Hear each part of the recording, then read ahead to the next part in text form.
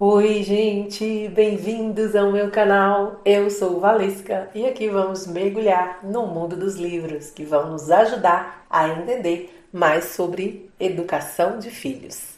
Se você quer acompanhar a leitura de alguns trechos destes livros, fiquem aqui comigo. Toda semana vou trazer a leitura de trechos dos livros que estamos lendo lá no meu grupo de WhatsApp.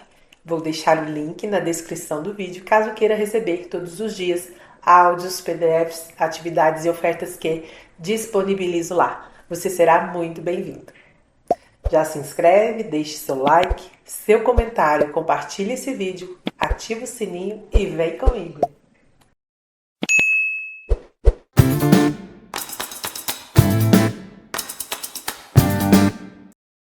Cultivando um estado mental, sim. Ajudando as crianças a serem receptivas a relacionamentos. Se queremos preparar as crianças para participarem de um relacionamento como indivíduos saudáveis, precisamos criar dentro delas um estado aberto e receptivo, em vez de um estado fechado e reativo. Para ilustrar essa situação, veja a seguir um exercício que Dan usa com muitas famílias. Primeiro, ele diz que repetirá uma palavra diversas vezes e pede que todos apenas percebam qual a sensação que a palavra provoca em seus corpos. A primeira palavra é não, dita com firmeza e severidade 7 vezes, com 2 segundos entre cada não. Então, depois de mais uma pausa, ele diz um sim, claro, mas de certa forma mais suave 7 vezes. Depois disso, os pacientes costumam dizer que o não pareceu sufocante e irritante, como se estivessem sendo reprimidos ou repreendidos. Em contraste, o sim fazia-os se sentirem calmos, tranquilos e leves. Você pode, inclusive, fechar os olhos agora e tentar fazer o exercício sozinho. Perceba o que aconteceu em seu corpo enquanto você ou um amigo diz não e depois sim, várias vezes. Essas duas reações diferentes, os sentimentos não e os sentimentos sim, demonstram o que queremos dizer quando falamos sobre reatividade versus receptividade. Quando o sistema nervoso está reativo, na realidade está em um estado de resposta luta, fuga ou paralisia, com o qual é quase impossível se conectar de uma forma aberta e afetiva com outra pessoa. Você se lembra da amígdala e de outras partes do seu cérebro do andar de baixo que reagem imediatamente sem pensar, sempre que você se sente ameaçado? Quando o nosso foco está na autodefesa, não importa o que fizermos, ficaremos sempre naquele estado mental de não, reativo. Ficamos cautelosos, incapazes de nos juntarmos a outras pessoas, ouvindo bem, dando-lhes o benefício da dúvida, levando seus sentimentos em consideração e assim por diante. Mesmo comentários neutros podem se transformar em palavras belicosas, distorcendo o que ouvimos para se encaixar no que tememos. É assim que entramos em um estado reativo e nos preparamos para lutar, fugir ou paralisar. Por outro lado, quando estamos receptivos, um conjunto diferente de circuitos do cérebro se torna ativo. Para a maioria das pessoas, a parte do sim do exercício produz uma experiência positiva.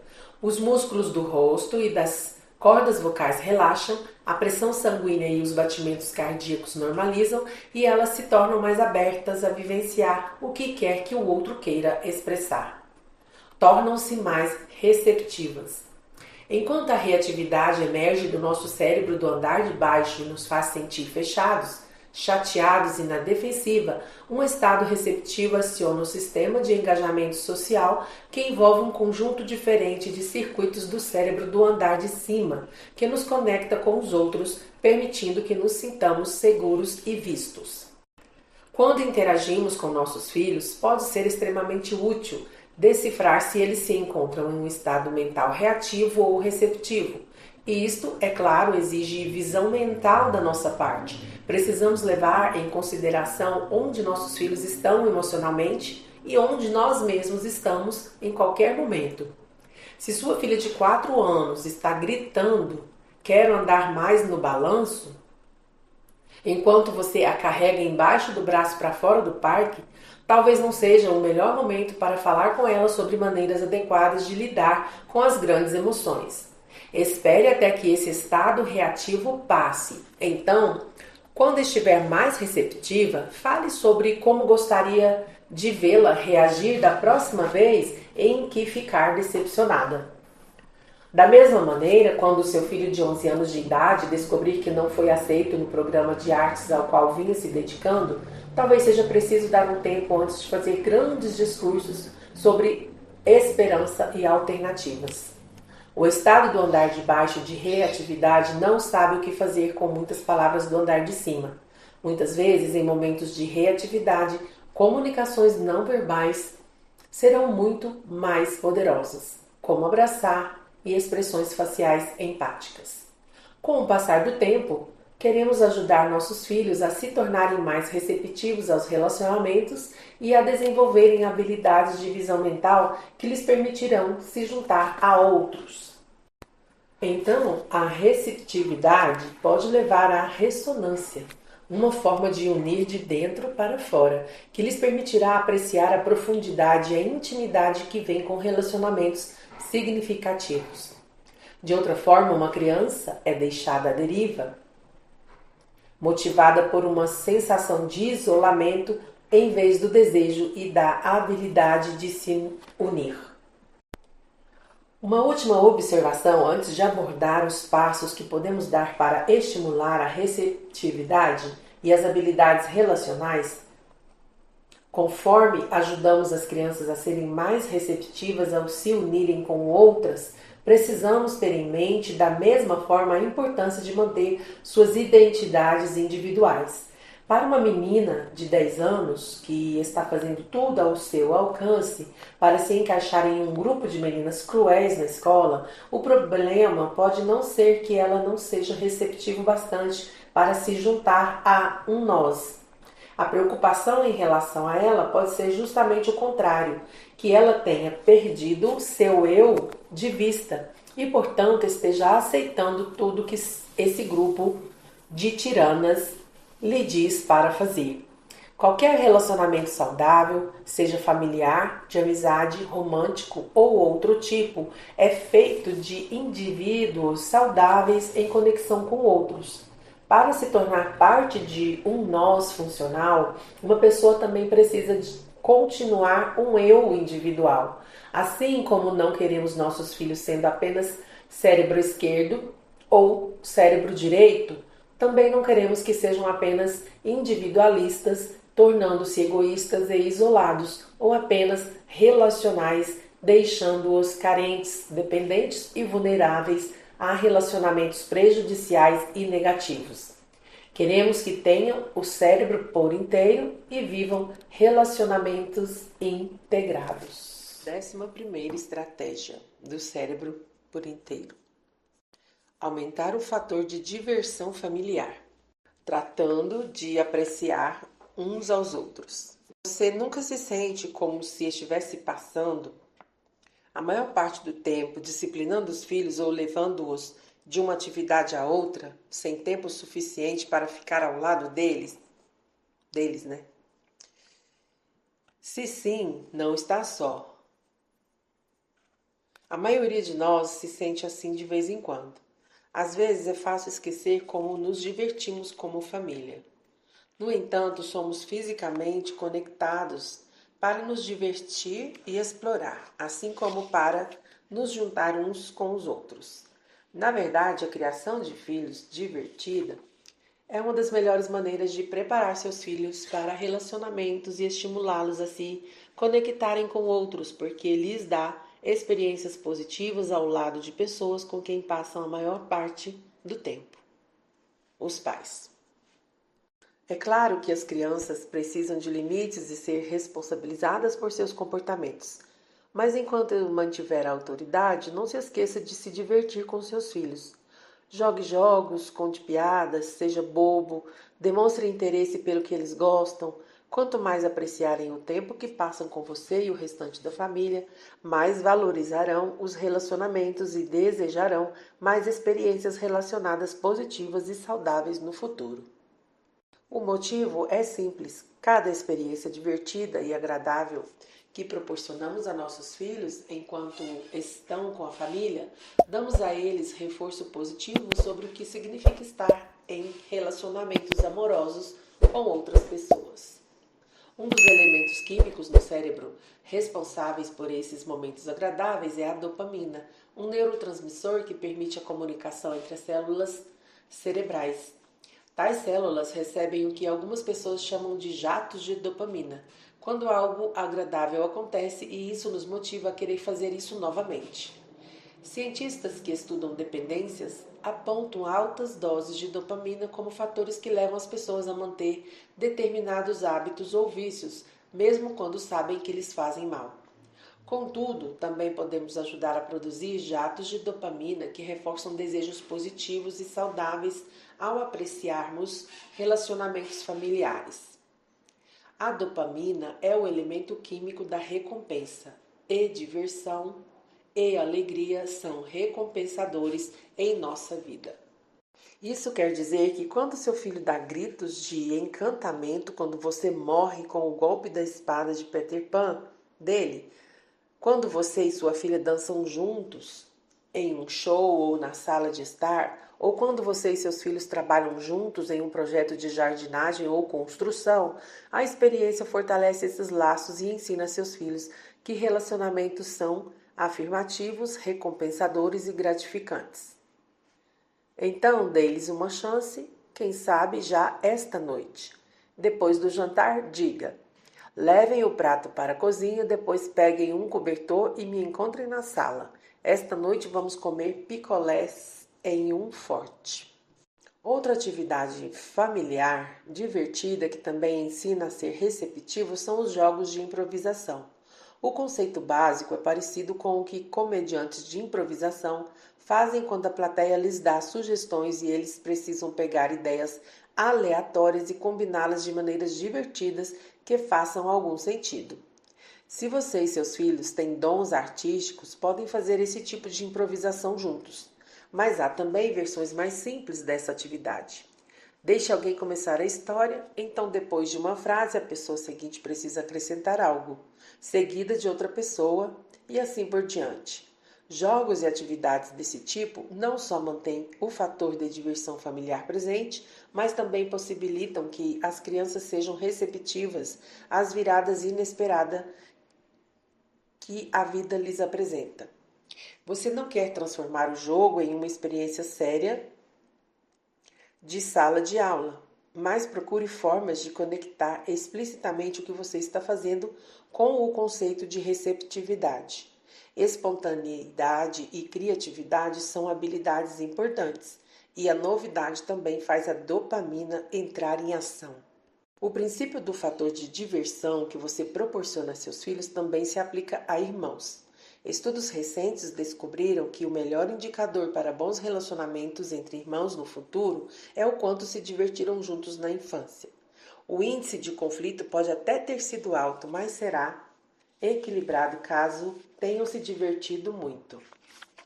Há perigo real apenas quando os irmãos ignoraram uns aos outros. Pode ter havido menos tensão, mas essa também é uma receita para relacionamentos frios e distantes quando adultos.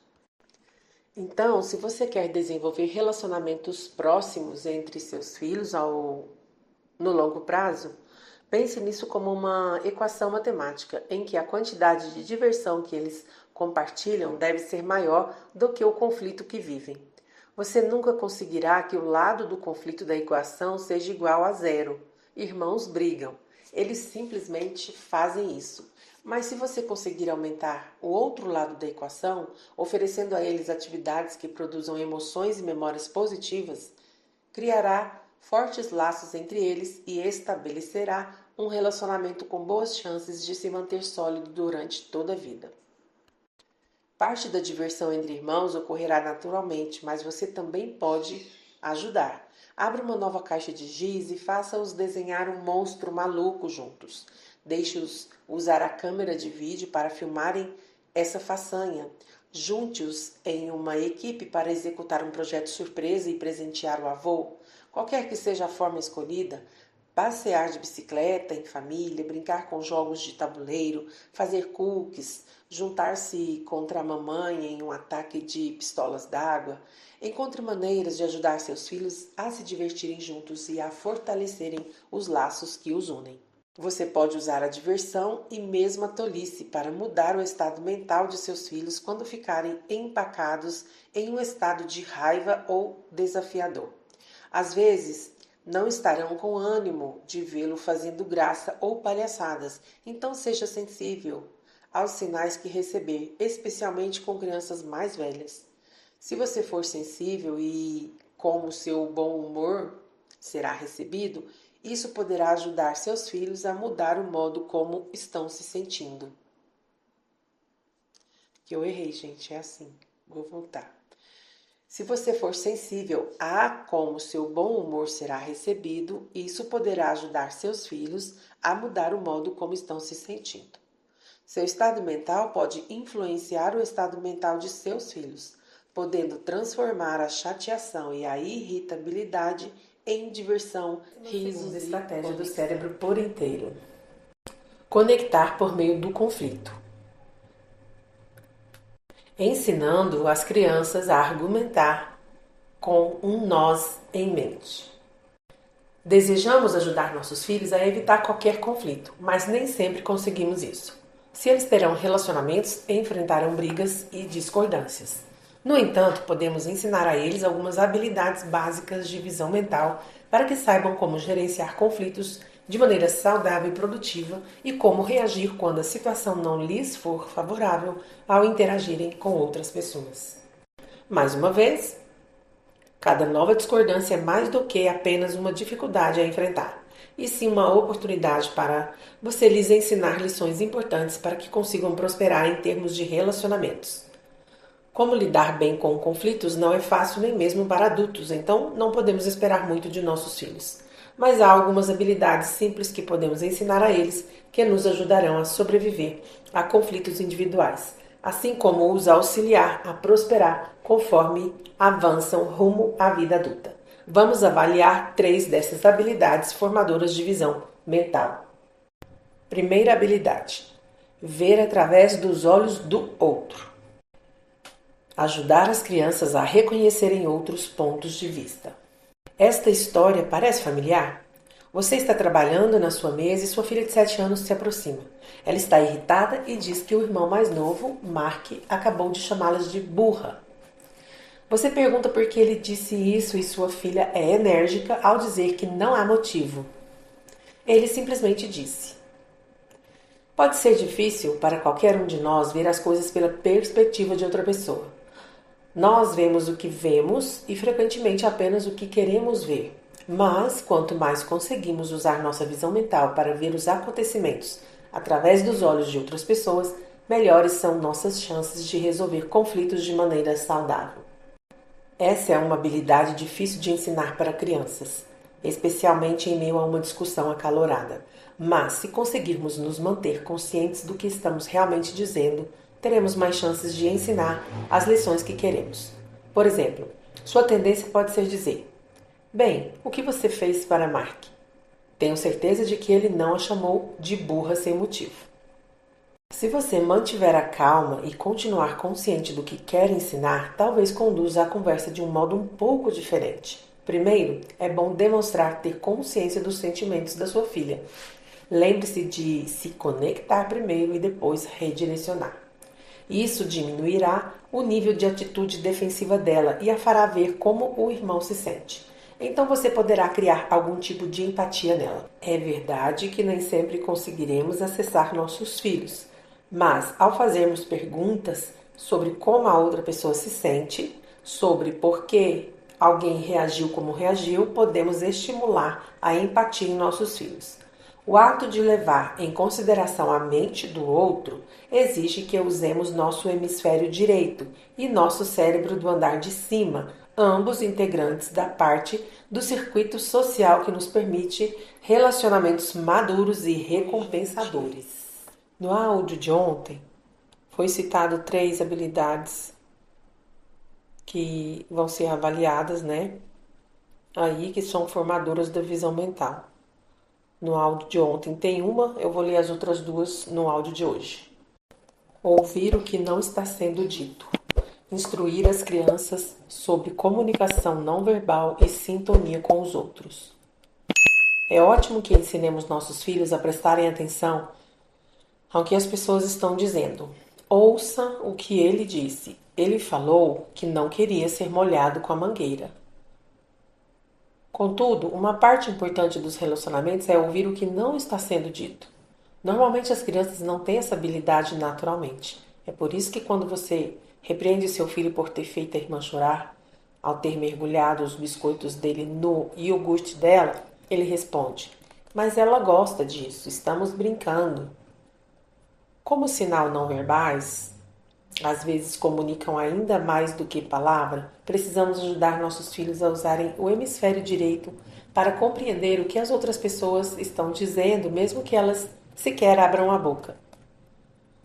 Com o sistema de neurônios espelhos já em funcionamento, todas as crianças precisam que nós as ajudemos a tornar explícito o que seus neurônios espelhos estão comunicando.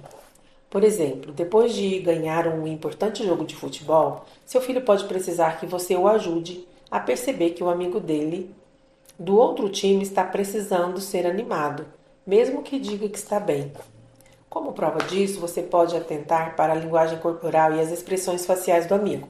Ombros caídos, cabeça baixa, rosto abatido. Ao ajudar seu filho a fazer essas simples observações, você aumentará sua visão mental e pelo restante da vida ele estará mais bem equipado para ler os outros e sintonizar-se com seus sentimentos. Agora é a terceira habilidade a ser desenvolvida. Reparar. Ensine as crianças a acertarem as coisas depois de um conflito. Sabemos a importância de pedir desculpas e ensinamos nossos filhos a dizer isso. Contudo, as crianças também precisam se dar conta que às vezes isso é apenas o começo. Às vezes precisam fazer algo para corrigir o que quer que tenham feito de errado. A situação pode demandar uma resposta específica e direta, consertar ou substituir um brinquedo quebrado ou ajudar a reconstruir algum projeto. Ou quem sabe dar uma resposta mais relacional, como fazer um desenho para outra pessoa, praticar algum ato gentil ou escrever uma carta pedindo desculpas. A questão é que você está ajudando seus filhos a demonstrarem atos de amor e contrição que indicam que eles imaginaram os pensamentos do outro e querem descobrir uma maneira de reparar a ruptura que houve no relacionamento.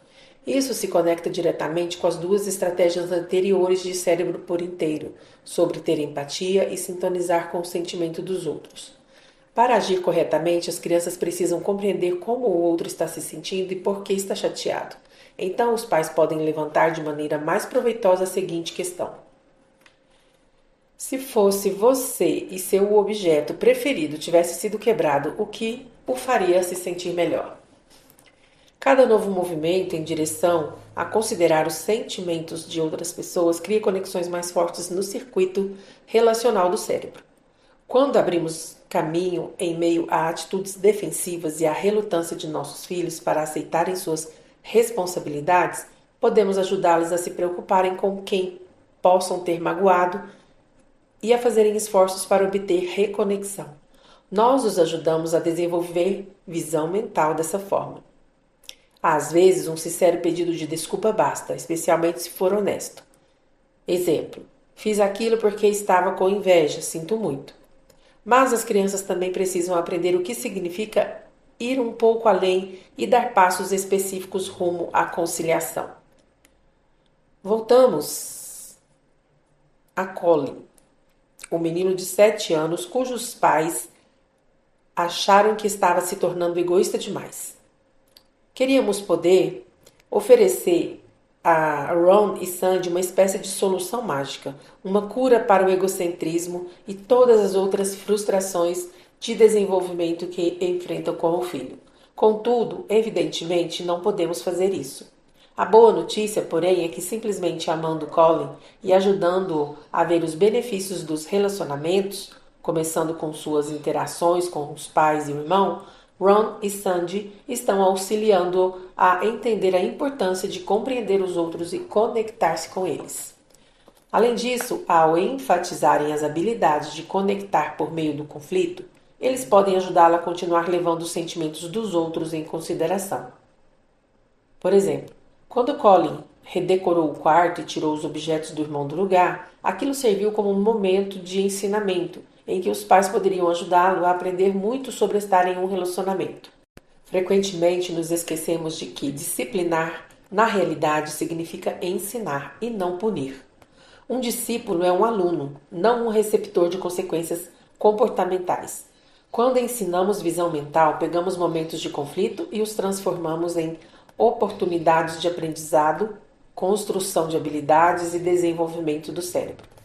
Nesse momento, Ron podia pedir que Colin olhasse para o irmão, que chorava enquanto recolhia e esticava seus diversos desenhos, e percebesse as evidências não verbais do quanto Logan estava magoado. Isso poderia suscitar uma discussão cuidadosa sobre como Logan viu a cena, os desenhos amassados, troféus arremessados. Simplesmente fazer Colin realmente ver a perspectiva de Logan seria um progresso bem significativo, com benefícios duradouros.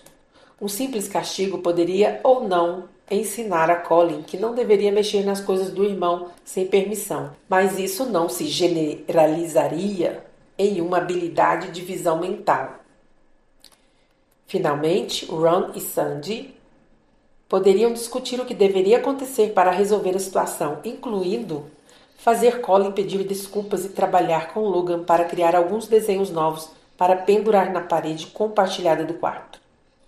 Ao escolher usar essa situação para estimular o crescimento e transmitir ensinamentos, em vez de evitá-la como um obstáculo desagradável, os pais de Colin poderiam converter um pouco do conflito relativamente intenso em um momento de prosperidade e ajudar ambos os filhos a aprenderem lições importantes sobre o que significa estar em um relacionamento. O segredo é abrir as lentes da visão mental para tornar a percepção do mundo interior de cada menino disponível para inspeção. A visão mental permite que as crianças percebam a importância da vida interior dos pensamentos e sentimentos. Sem esse desenvolvimento, os comportamentos tornam-se apenas interações às quais elas reagem a partir da superfície, algo com que precisam lidar como uma reação automática, sem reflexão. Os pais são os primeiros professores de visão mental das crianças a utilizarem momentos desafiadores para engajar os circuitos de reflexão delas para ver nossos mundos interiores compartilhados. Conforme desenvolvem essas habilidades de visão mental, as crianças aprendem a equilibrar a importância de suas próprias vidas interiores com as dos outros. Essas habilidades ponderadas são também a base de como aprendem a equilibrar as próprias emoções ao mesmo tempo que compreendem a vida emocional das pessoas ao redor delas. A visão mental é a base tanto da inteligência social quanto da inteligência emocional, possibilitando que as crianças aprendam que fazem parte de um mundo maior de relacionamentos em que os sentimentos têm importância e as conexões são uma fonte de recompensa, significado e diversão. Seus filhos a integrarem o self com o outro. Agora que você aprendeu um pouco sobre visão mental, eis algo que poderá ler para seus filhos para apresentar o conceito de ver a própria mente e as mentes um do outro. Eu e nós. Assim como visão ocular é ver com os olhos, visão mental é ver com a mente. Isso significa duas coisas. Primeiro, significa olhar para dentro da própria mente para ver o que está acontecendo ali. A visão mental permite que você preste atenção às imagens na sua cabeça, aos pensamentos na sua mente, às emoções que você sente e às sensações no seu corpo. Ajuda você a se conhecer melhor. A segunda parte da visão mental é ver a mente de outra pessoa e tentar olhar para as coisas da maneira como ela olha. Por exemplo, Kevin voltou para casa depois de ter brincado na casa de Tim e contou ao pai que ele e seu amigo haviam brigado para decidir quem usaria a nova pistola d'água de Tim e quem usaria a velha. Ambos acabaram decidindo por revezarem os brinquedos, mas quando chegou em casa, Kevin ainda estava chateado. E o pai perguntou: por que você acha que Tim queria tanto aquela arma? Ele explicou que, como era a visita, acho que Tim deveria tê-lo deixado usar a arma.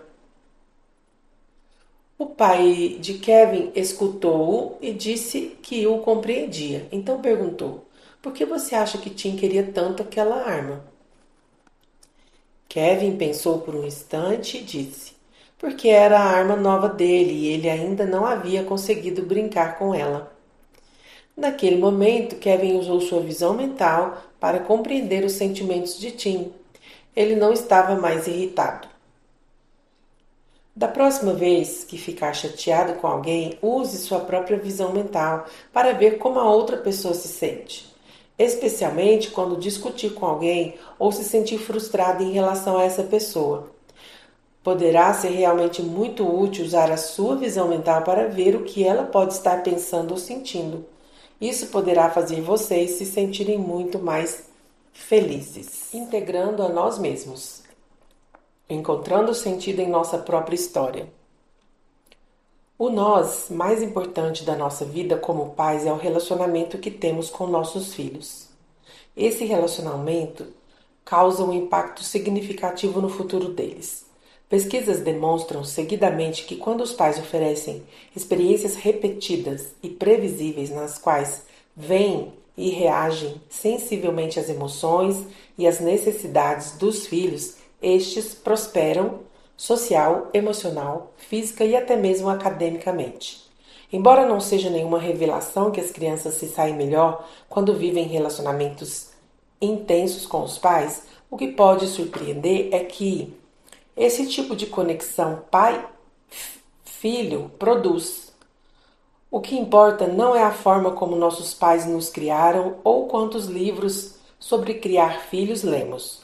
Na verdade, a competência com que encontramos sentido em nossas experiências com nossos pais e o quanto somos sensíveis aos nossos filhos é o que influencia mais intensamente nosso relacionamento com eles e, portanto, o quanto crescerão. Tudo se resume ao que chamamos de nossa narrativa de vida. A história que contamos quando olhamos para quem somos e como nos tornamos a pessoa que somos. Nossa narrativa de vida determina nossos sentimentos sobre nosso passado, nossa compreensão de por que pessoas, como nossos pais, se comportaram da forma como se comportaram e nossa consciência da forma como esses acontecimentos influíram em nosso desenvolvimento até a vida adulta. Quando temos uma narrativa de vida coerente, encontramos sentido em como o passado contribuiu para quem somos e o que fazemos hoje. Uma narrativa de vida que não tenha sido examinada e feito sentido pode nos limitar no presente e também nos fazer criar nossos filhos de maneira reativa e lhes passar o mesmo legado doloroso que nos afetou negativamente em nossos primeiros dias de vida. Por exemplo, imagine que seu pai teve uma infância difícil. Talvez a casa dele fosse um deserto emocional em que os pais não o reconfortavam quando ele ficava com medo ou triste, sendo até mesmo frios e distantes, deixando cuidar de suas dificuldades de vida sozinho. Se eles não conseguiram prestar atenção nele e em suas emoções, ele se feriu de maneiras significativas. Como resultado disso, chegou à vida adulta limitado em sua capacidade de lhe dar o que você precisava como filho dele. Ele tornou-se incapaz de ter intimidade e relacionamentos. Teve dificuldades em atender às suas emoções e necessidades, dizendo-lhe que precisava endurecer quando se sentisse triste, sozinho ou com medo. Tudo isso resultou de memórias implícitas das quais ele não tinha consciência. Então você, ao se tornar adulto e também pai, correrá o risco de passar adiante os mesmos padrões prejudiciais para seus filhos. Essa é a má notícia. No entanto, a boa notícia, a notícia mais do que boa, é que se você encontrar sentido em suas experiências e compreender os ferimentos e as limitações relacionais do seu pai, poderá romper o ciclo de passar essa dor adiante. Poderá começar a refletir sobre essas experiências e sobre como o afetaram. Você pode ficar tentado a simplesmente criar seus filhos de uma maneira exatamente oposta à dos seus pais. Mas a ideia, em vez disso, é refletir abertamente sobre como suas experiências com seus pais o afetaram. Talvez você precise lidar com memórias implícitas que o estejam influenciando sem que você perceba. Às vezes, pode ser útil fazer esse trabalho com um terapeuta ou dividir experiências com um amigo. Qualquer que seja a forma como fizer isso, é importante ter clareza em relação à própria história, porque através dos neurônios espelhos e da memória implícita, passamos nossa vida emocional diretamente para nossos filhos, para o bem e para o mal. Saber que nossos filhos vivem com e através de tudo que estamos vivenciando é uma percepção poderosa que pode nos motivar a começar a continuar nossa jornada no caminho da compreensão de nossas próprias histórias, das alegrias e também das dores. Então, conseguimos nos sintonizar com as necessidades e os sinais de nossos filhos, criando um apego seguro e uma conexão forte e saudável. Uma pesquisa mostrou que mesmo adultos que tiveram uma infância longe de ser ideal podem criar filhos com a mesma qualidade, tão amados e apegados como aqueles cuja vida familiar foi mais consistente e amorosa. Nunca é tarde para começar a trabalhar a sua narrativa de vida coerente e, ao fazer isso, seus filhos colherão as recompensas.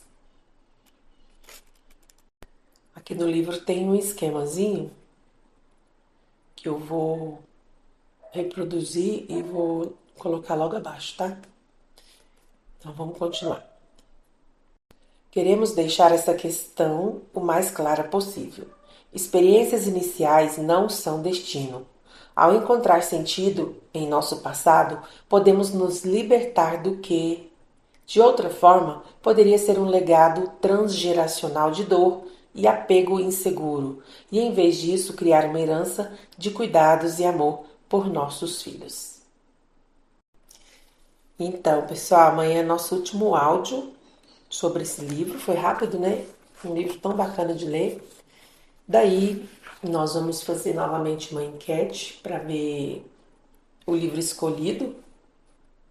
Peço que todos participem, tá bom? E aí a gente se vê amanhã então. E se você chegou até aqui, de coração, muito obrigada. Isso mostra que você se importa de verdade em oferecer o melhor para os seus filhos. E isso já é um passo gigante na jornada da educação com amor e consciência. Se esse vídeo te ajudou de alguma forma, quero te pedir novamente, deixe o seu like, se inscreve no canal e ativa o sininho, porque aqui tem sempre conteúdo pensado com carinho para apoiar tanto você, mamãe, quanto você, papai. E tem mais um vídeo incrível aqui no canal que está aparecendo na tela agora. É só clicar e continuar essa jornada com a gente. Um grande beijo e até o próximo vídeo.